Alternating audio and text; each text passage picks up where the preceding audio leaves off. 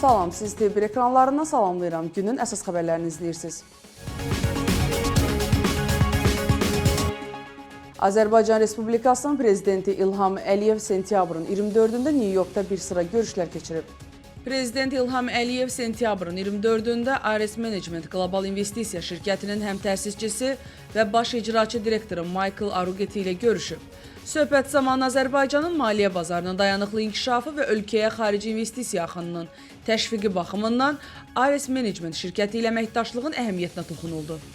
Sentyabrın 24-də Azərbaycan Respublikasının Prezidenti İlham Əliyevin New Yorkda ABŞ Ticarət Palatasının baş vitse-prezidenti Kush Choksi ilə də görüş olub.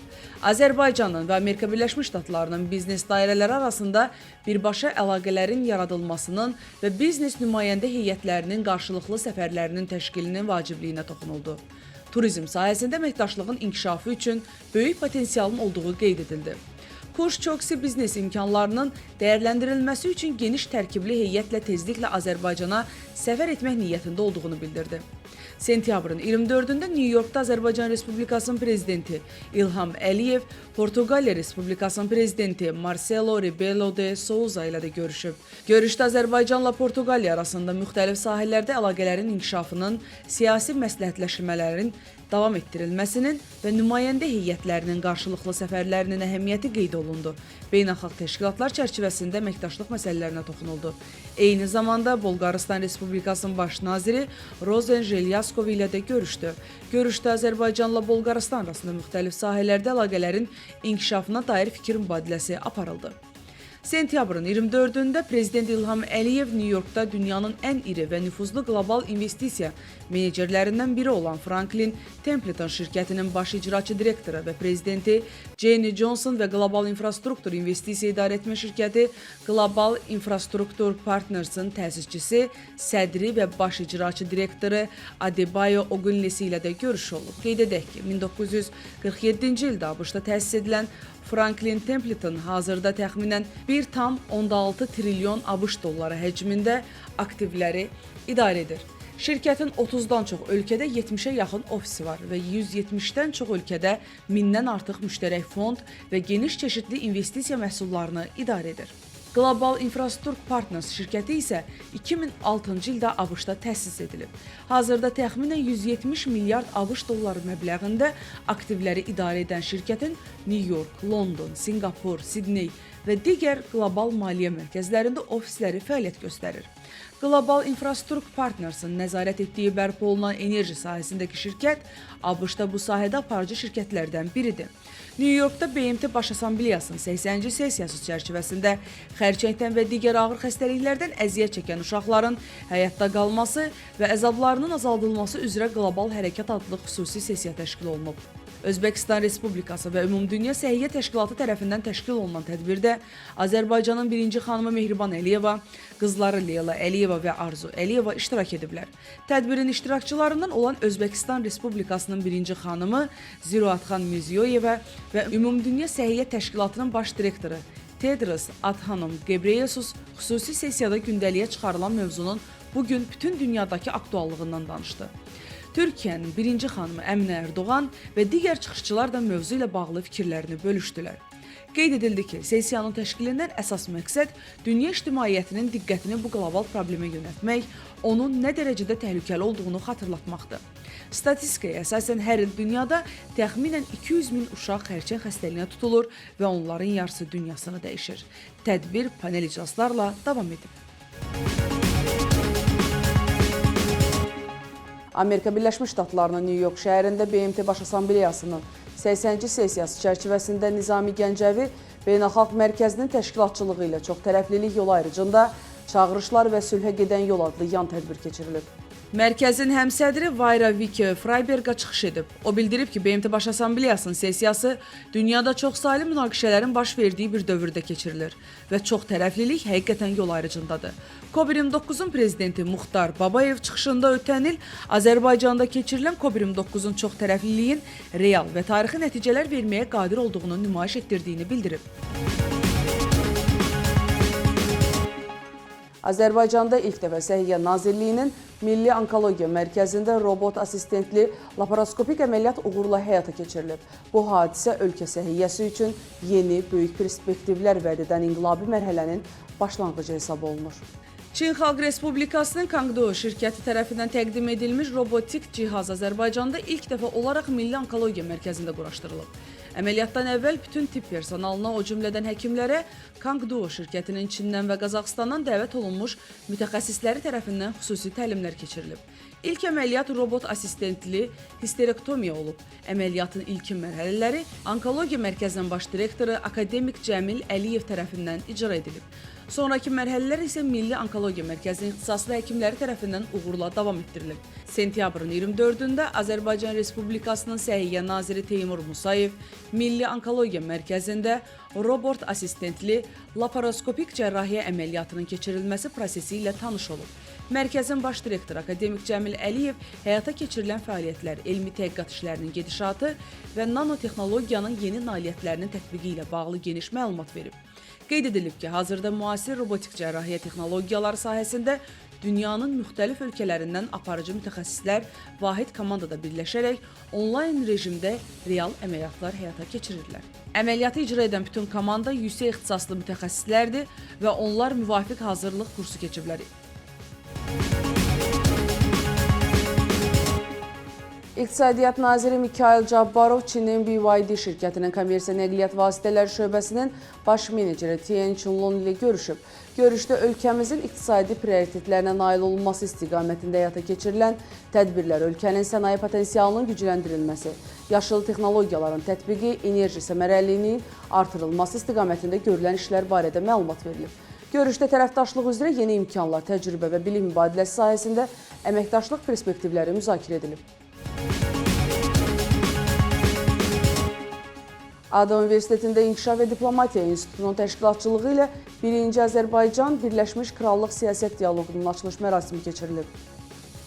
50-dən çox ekspert iştirak etdiyi tədbirdə dəyişən qlobal nizam şəraitində Azərbaycan Böyük Britaniya tərəfli münasibətləri və strateji tərəfdaşlığı, Cənubi Qafqazda regional təhlükəsizlik, əməkdaşlıq və xarici siyasət prioritetləri, enerji əməkdaşlığı və iqtisadiyyatın şaxələndirilməsi, Böyük Britaniya-Azərbaycan investisiya tərəfdaşlığı, təhsil, elm və innovasiya vasitəsilə ictimai diplomatiya, qlobal əməkdaşlıq üçün körpülərin qurulması mövzuları müzakirə olunacaq. Tədbir 2 gün davam edəcək.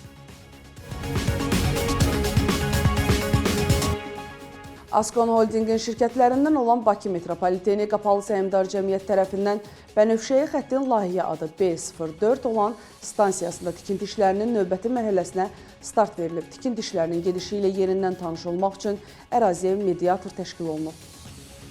Hazırda xidməti sahələr və otaqların tikintisi, ara kəsmələrin quraşdırılması, üzləmə işlərinə hazırlıq tədbirləri həyata keçirilir.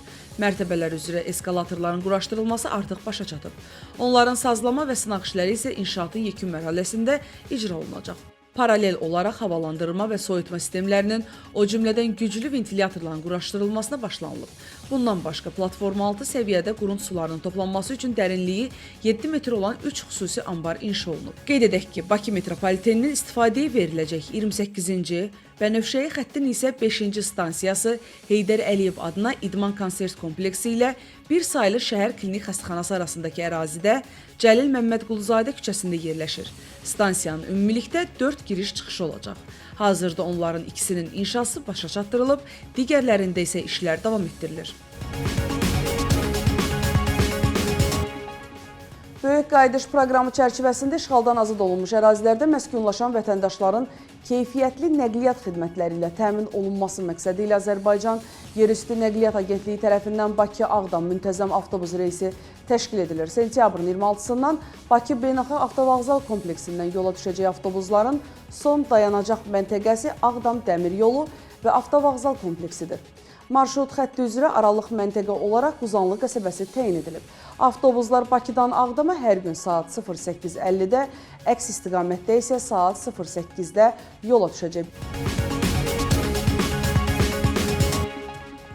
Astanada Vətən müharibəsinin başlanmasının 5-ci il dönümü qeyd olunub. 27 sentyabr 2020-ci ildə Ermənistanın təxribatlarına cavab olaraq Azərbaycan ordusu əks hücuma keçərək işğal altında olan ərazilərini azad etdi. Tədbirdə Azərbaycanın Qazaxıstandakı fövqəladə və səlahiyyətli səfiri Ağalar Atamoğlanov çıxış edərək bu günün Azərbaycan xalqının qəhrəmanlığı və birliyinin simvoluna çevrildiyini vurğulayıb. Şəhidlərin və veteranların xidmətlərini yüksək qiymətləndirib. Mərasimdə Azərbaycanın Qazaxıstandakı səfirliyinin əməkdaşları, Azərbaycan diasporunun nümayəndələri, tələbələr, ictimai xadimlər və Azərbaycanın Qazaxıstandakı dostları iştirak ediblər.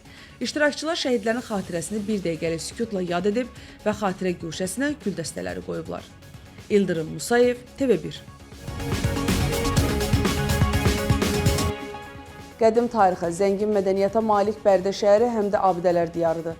Şəhərin qədim abidələrindən biri də Azərbaycan mədəniyyətinin nadir memarlıq nümunələrindən sayılan Bərdə türbəsidir. Bərdə türbəsi 1322-ci ildə Əcəbi Memarlıq Məktəbinin nümayəndəsi Əhməd İbn Əyyub Əl-Hafiz tərəfindən tikilib. Türbə eramızdan əvvəl inşa olunan Torpaqqala adlı müdafiə divarlarının ərazisində yerləşir.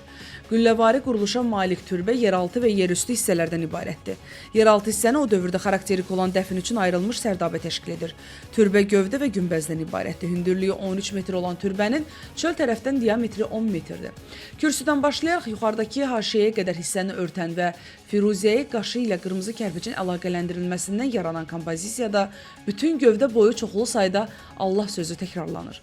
Məhz bu səbəbdən abidəyə el arasında Allah türbəsi də deyilir. Abidənin kimin şərəfinə tikildiyi məlum deyil. Ehtimal olunur ki, Elxanilər sülaləsindən olan bir şəxs üçün inşa edilib. Bərdə türbəsində 2012-18-ci illərdə bərpa işləri aparılıb.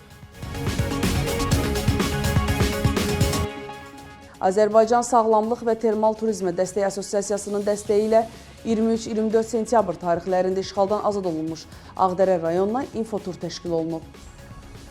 Tədbirdə turizm şirkətlərinin nümayəndələri, media mənsubları, influencer və blogerlərdən ibarət 40-dan artıq qonaq iştirak edib. Bugün biz Azərbaycanın dilbər güşəsi olan Qarabağ ərazisində Ağdərə rayonundayıq.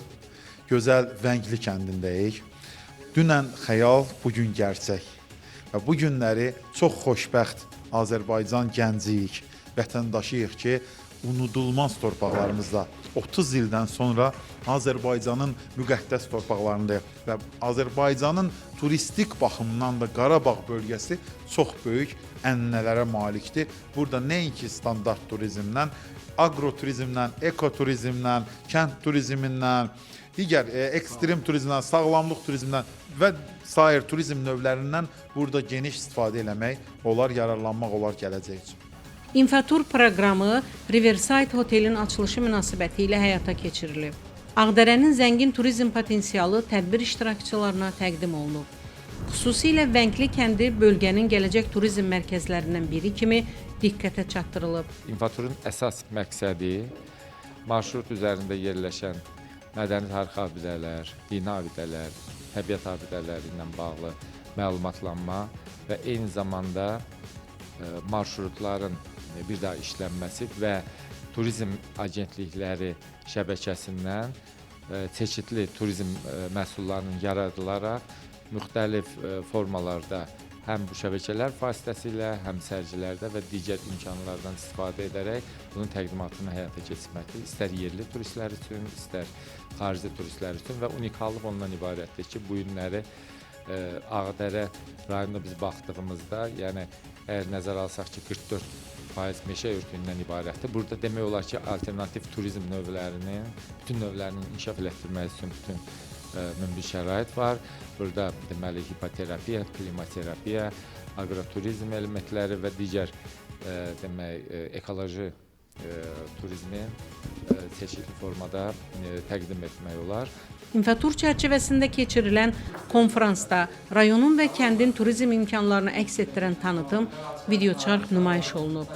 İştirakçılar bölgənin tarixi, mədəniyyəti, təbii gözəllikləri və turizm imkanları barədə ətraflı məlumatlandırılıb. Məqsədimiz Qarabağ yerləşdiyimiz coğrafi mövqedə bir belə işlətmə olaraq gələn qonaqlarımıza yüksək səviyyədə xidmət göstərmək, həmçinin bundan başqa Qarabağın tarixi həqiqətlərini, işğal dövründə olan belə deyim, dağıntı və vandalizm məsələlərini işıqlandırmaq, gənc nəsillə olsun, xarici və yaxud da yerli qonaqlar olsun, Qarabağ həqiqətlərini çatdırmaq bir bölgədə fəaliyyət göstərən belə deyim şirkət olaraq bunun üzərində işləyirik. Eyni zamanda gələcək layihələrlə bağlı fikir mübadiləsi aparılıb. Müzakirələrin əsas mövzularından biri bölgəyə xas yeni turizm məhsullarının yaradılması, onların beynəlxalq və yerli platformalarda tanıdılması, eləcə də turizm şirkətləri şəbəkəsində satış və realizasiya imkanları olub. Qarabağ bölgəsi olduğu üçün bu məxsusi bir hiss yaşadır adama. Bundan əlavə belə fərqli adamların bir yerə toplanmağı adamda qürur hissi yaradır. Sonda iştirakçılara sertifikatlar təqdim olunub və xatirə fotosu çəkilib. Qeyd edək ki, bu cür tədbirlər Ağdərənin ölkəmizin turizm xəritəsində layiqli yerini tutmasına mühüm töhfə verəcək. Mətanət Əliyeva, Sahib Səfərov, TV1. Azərbaycanın Abşeron Lions basketbol komandası Avropa Kubokunun birinci təsnivat mərhələsində ilk oyununu keçirib. Avrokuboklarda debüt edən komandamız Bakı İdman Sarayında Kiprin Anortosis klubunu qəbul edib və rəqibini 89-73 hesabı ilə məğlub edib. Qeyd edək ki, cavab görüşü oktyabrın 1-də Limassolda təşkil olunacaq.